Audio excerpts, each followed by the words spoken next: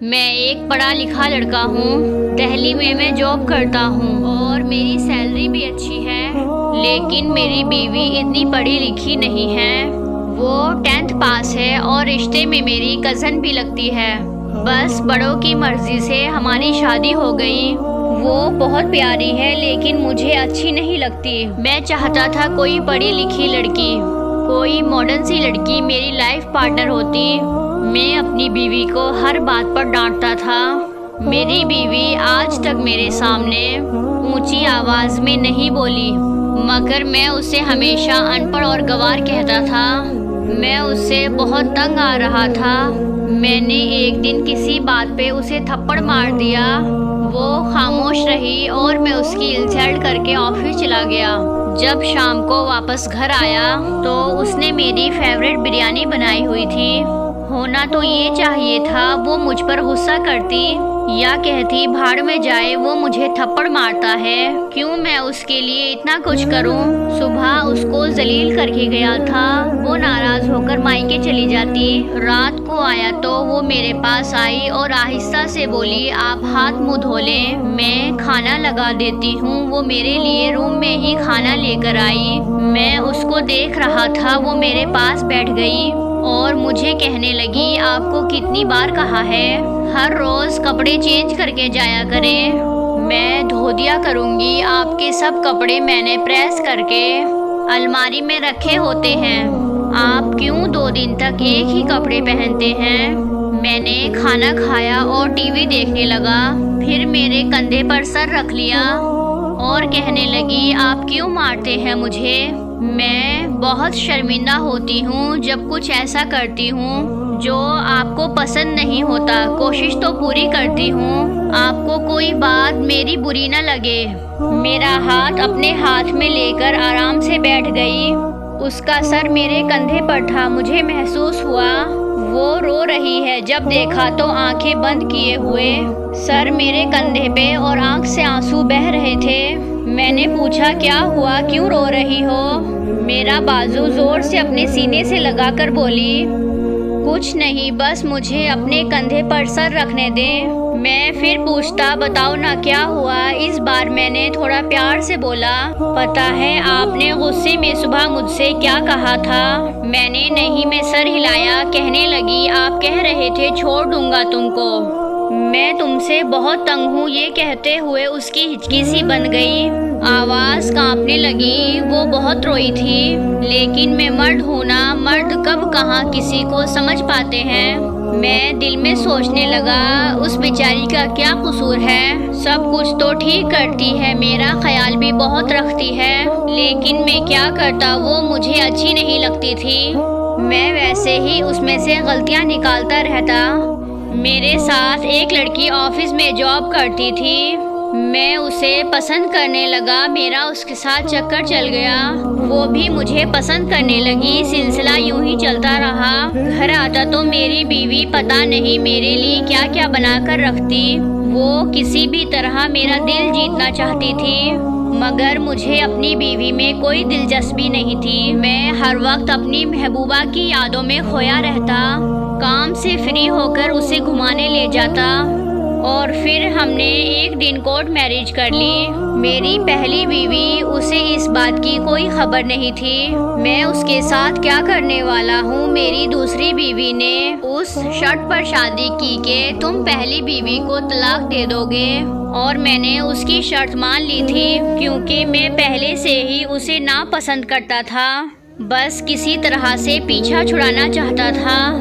اور پھر ایک دن کام سے واپس گھر آیا، اس دن ہلکی ہلکی سی بارش ہو رہی تھی، وہ کچن میں کھڑی پکوڑے بنا رہی تھی، مجھے دیکھ کر مسکرائی اور کچن سے آواز دی آپ ہال میں بیٹھیں، میں آپ کے لیے گرم گرم چائے اور پکوڑی لے کر آتی ہوں۔ مجھے ذرا بھی احساس نہیں تھا اس کی خوشی کا، میں تو بس جلدی سے جان چھڑانا چاہتا تھا۔ میں نے کہا چھوڑو پکوڑے، میرے پاس آؤ جلدی سے۔ وہ مسکرا رہی تھی، بہت خوش لگ رہی تھی، مگر میں اپنی دوسری بیوی کے عشق میں مبتلا تھا۔ اس نے ہاتھ میں پکوڑا پکڑا ہوا تھا، میرے پاس بیٹھی اور مسکراتے ہوئے بولی آج اللہ کتنا مہربان ہے، میں اس کی بات کو کاٹتے ہوئے جلدی سے بولا، کوئی غلطی ہوئی ہو مجھے معاف کر دینا، اب میں تمہارے ساتھ نہیں رہ سکتا، میں تم کو طلاق دیتا ہوں۔ پھر میں نے یہی الفاظ 2 مرتبہ اور بول دیے۔ اس کے ہاتھ سے پکوڑا گر گیا۔ میں نے اسے کہا، تم اپنے بھائی کو بلا لو، آ کر تمہیں لے جائے، میں نے دوسری شادی کر لی۔ وہ بے جان ہو گئی تھی۔ میں نے جلدی سے گاڑی کی چابی اٹھائی، میں دوسری بیوی کے گھر جانے لگا۔ وہ شاید آواز دینا چاہتی تھی مجھے، لیکن آواز نہیں نکل رہی تھی اور میں وہاں سے چلا گیا۔ اللہ جانے کب اس کا بھائی آیا اور کب وہ وہاں سے گئی۔ دوسرے دن میں واپس آیا، دیکھا گیس پر تیل والی کڑھائی چڑھی ہوئی تھی اور ایک پلیٹ میں پکوڑے پڑے ہوئے تھے۔ چائے کپ میں ویسی کی ویسی رکھی ہوئی تھی۔ اس نے بریانی بھی بنا رکھی تھی۔ میں کمرے میں گیا، سب کچھ صاف ستھرا طریقے کے ساتھ رکھا ہوا تھا، لیکن بیڈ پر ایک پرچہ پڑا ہوا تھا۔ میں نے وہ پرچہ اٹھایا، اس پر میری بیوی کی رپورٹ تھی۔ وہ ماں بننے والی تھی۔ شاید وہ مجھے بتانا چاہتی تھی، لیکن میں نے اس پہ قیامت گرا دی۔ وقت یوں ہی گزرتا گیا۔ آج میری 3 بیٹیاں ہیں۔ میری پڑھی لکھی بیوی ہے، لیکن زیادہ تر کھانا اب ہمارے گھر کھانا باہر سے آتا ہے۔ اب بریانی نہیں بنتی ہمارے گھر، کیونکہ میری دوسری بیوی کو پسند نہیں ہے۔ پہلے میں ہر روز کپڑے چینج کرتا تھا، اب ایک جوڑی کپڑے 5 دن تک پہنتا ہوں۔ میری دوسری بیوی مجھے بات بات پر ڈانٹتی ہے۔ اب میں اکیلا بیٹھ کر بہت روتا ہوں۔ مجھے میری پہلی بیوی کی بہت یاد آتی ہے۔ سنا ہے طلاق کے بعد وہ بہت بیمار ہو گئی تھی، اس میں اس کا حمل ضائع ہو گیا تھا۔ میں نے آج بھی اس کی تحریر سنبھال کر رکھی ہے۔ میں جب بھی پڑھتا ہوں تو بہت روتا ہوں۔ میں نے بہت ظلم کیا تھا اس پر، وہ بیچاری بے قصور تھی۔ میں اسے اب زندگی میں واپس لانا چاہتا ہوں۔ میں کیا کروں، مجھے اب سکون نہیں ملتا۔ ہر وقت دل میں ایک بوجھ سا رہتا ہے۔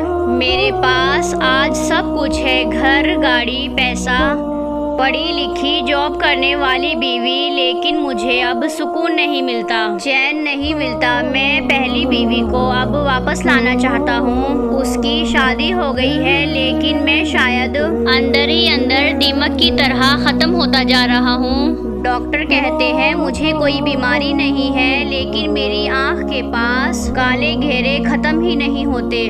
میں کیا کروں، مجھے پہلی بیوی کے پاس جانا ہے۔